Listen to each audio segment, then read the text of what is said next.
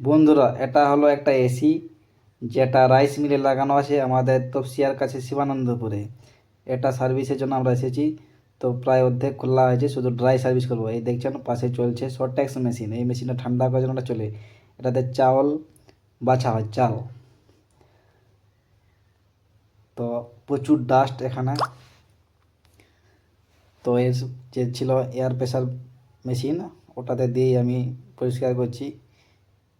কিছু নিয়ে যায়নি সাথে, তাই জন্য গেঞ্জি উঠে উঠে করতে হচ্ছে।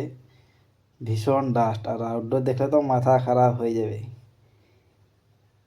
পুরো একদম ধুলায় লটপটিয়ে গেছিলাম আজকে। আমি আর বিশ্বজিৎ দুজনে একদম একাকার হয়ে গেছি, এত ডাস্ট হয় এটা।